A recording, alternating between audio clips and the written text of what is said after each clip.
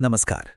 1980 ते 1991 विचार करा, फक्त 11 वर्षांचा काळ, पण भारतीय इतिहासातली ही सगळ्यात जास्त उलथापालथ आणि स्थित्यांतराची वर्षे होती असं म्हटलं तर नक्कीच अतिशयोक्ती ठरणार नाही.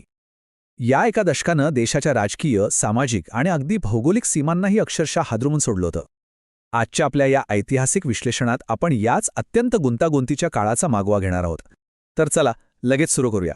या दशकाची सुरुवातच मुळी अत्यंत आव्हानात्मक होती. देशाच्या विविध भागांत एकाच वेळी प्रादेशिक असंतोषाचा अक्षरशः भडका उडाला होता. तुम्हीच विचार करा, एकाच वेळी किती आघाड्यांवर लढायचं. एका बाजूला जम्मू काश्मीरमध्ये दहशतवाद फोफावत होता, उत्तरेकडे पंजाबमध्ये खलिस्तान चळवळीने उग्र रूप धारण केलं होतं, तर तिकडे ईशान्येत उल्फा संघटनेने सरकारसमोर मोठं आव्हान उभं केलं होतं. देशाच्या सार्वभौमत्वाची एकाच वेळी मोठी परीक्षाच घेतली जात होती. हा सगळा गुंतागुंतीचा काळ नीट समजून घेण्यासाठी आपण याची 6 प्रमुख टप्प्यांत विभागणी केली आहे. प्रादेशिक असंतोष, 1984चं संघर्षमय वर्ष आणि हत्या, त्यानंतर राजीव गांधी पर्व, श्रीलंकेतील हस्तक्षेप, 1989-90 मधली राजकीय अस्थिरता आणि शेवटी 1991चा तो दुःखद शेवट. तर पहिल्यांदा आपण वळूया प्रादेशिक असंतोषाकडे.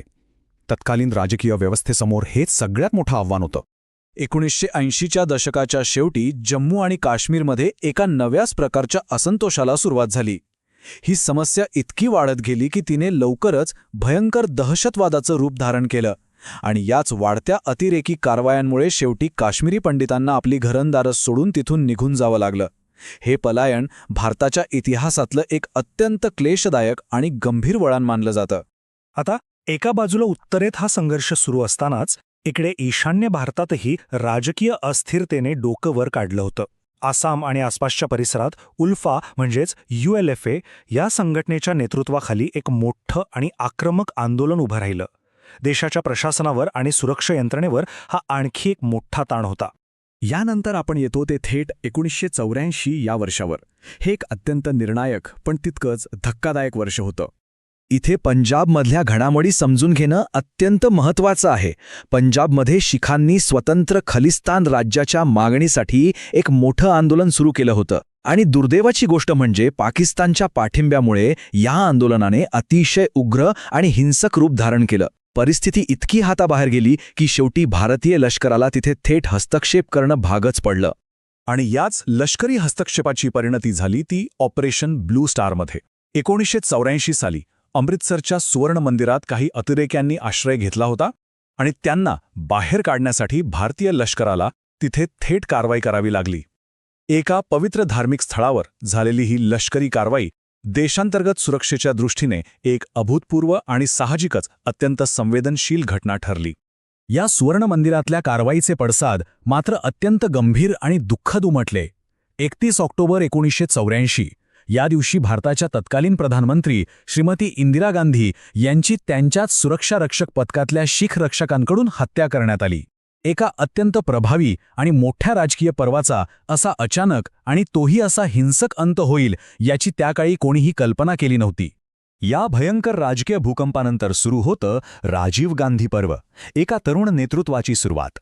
एका बाजूला संपूर्ण देश प्रचंड मोठ्या राष्ट्रीय शोकात बुडालेला असतानाच 1984 मध्ये राजीव गांधी यांनी भारताचे प्रधानमंत्री म्हणून सूत्रे हाती घेतली आणि तुम्हाला सांगतो, त्यांच्या या नव्या नेतृत्वाखाली एक वेगळाच अत्यंत आधुनिक असा दृष्टिकोन देशाच्या राष्ट्रीय धोरणांमध्ये पाहायला मिळू लागला. राजीव गांधींच्या या कार्यकाळातील सर्वात मोठी जमेची बाजू कोणती असेल तर त्यांनी आणलेल्या धोरणात्मक सुधारणा. त्यांनी केवळ जुन्या समस्यांमध्ये अडकून न पडता भारतीय अर्थव्यवस्था आणि विशेषतः विज्ञान तंत्रज्ञानाच्या क्षेत्रात अनेक मोठे, अगदी क्रांतिकारी बदल घडवून आणले. भारताला 21व्या शतकासाठी सज्ज करण्याचं हे एक मोठं आणि महत्त्वाकांक्षी पाऊल होतं. पुढे आपण वळूया भारताच्या परराष्ट्र धोरणातल्या एका मोठ्या आव्हानाकडे, म्हणजेच श्रीलंकेतील हस्तक्षेपाकडे. झालं असं होतं की भारताच्या दक्षिणेकडचा शेजारी देश असलेल्या श्रीलंकेत तमिळ अल्पसंख्याकांच्या हक्कांवरून एक मोठा आणि रक्तरंजित संघर्ष सुरू होता. साहजिकच या समस्येचा थेट पडसाद भारतात आणि विशेषतः तमिळनाडूमध्ये उमटत होते. परिस्थिती चिघळत चालली होती आणि म्हणूनच श्रीलंकेतील या तमिळ अल्पसंख्याकांच्या समस्या सोडवण्यासाठी तत्कालीन प्रधानमंत्री राजीव गांधींनी स्वतः पुढाकार घेतला. यात भारताची भूमिका अगदी स्पष्ट होती. तमिळ समुदायाला देशांतर्गत पुरेशी स्वायत्तता मिळावी, पण त्याचवेळी श्रीलंकेची अखंडताही टिकून राहावी. याच भूमिकेतून भारताने तिथे शांतीसेना पाठवली. पण खरं सांगायचं तर ऐतिहासिक नोंदी आपल्याला दाखवून देतात की भारताच्या या मुत्सद्दी आणि लष्करी प्रयत्नांना अपेक्षित यश आलं नाही. ही भारताच्या परराष्ट्र धोरणातली एक अतिशय गुंतागुंतीची आणि कठीण वेळ होती. आणि आता आपण वळतोय 1989 ते 1990 या काळाकडे. देशातल्या राजकीय अस्थिरतेचा आणि आघाडीच्या राजकारणाचा हा एक अत्यंत महत्त्वाचा टप्पा. 1989च्या सार्वत्रिक निवडणुकांनी देशाच्या राजकारणाला पुन्हा एकदा कलाटणी दिली.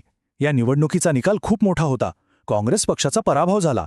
दशकाच्या सुरुवातीला असलेलं एकहाती आणि मोठं बहुमत आता संपुष्टात आलं होतं आणि इथूनच सुरुवात झाली ती आघाडीच्या राजकारणाची. सत्तेसाठी विविध पक्ष एकत्र येऊन सरकार स्थापनेचे वेगवेगळे प्रयोग होऊ लागले. या काळात सत्तेत किती अस्थिरता होती हे तुम्हाला या एका गोष्टीवरून लक्षात येईल. 1989मध्ये राजीव गांधींचं सरकार गेलं, त्यांच्या जागी विश्वनाथ प्रतापसिंग प्रधानमंत्री झाले आणि लगेचच 1990मध्ये चंद्रशेखर आले. विचार करा, केवळ एका वर्षाच्या आत देशाने 3 वेगवेगळे प्रधानमंत्री पाहिले.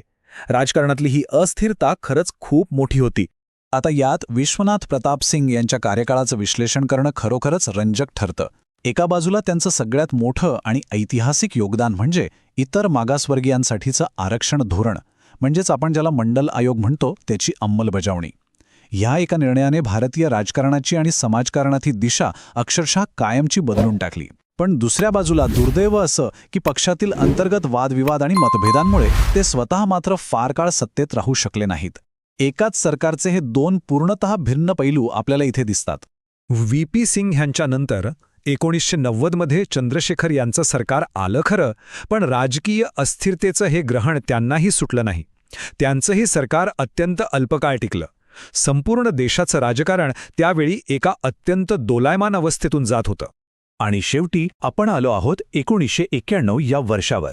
या दशकाचा एक अत्यंत दुःखद शेवट. 1991मध्ये पुन्हा एकदा सार्वत्रिक निवडणुकांची घोषणा झाली होती. देशभर प्रचाराची रणधुमाळी शिगेला पोचली होती. पण याच निवडणूक प्रचारादरम्यान एक भयंकर घटना घडली.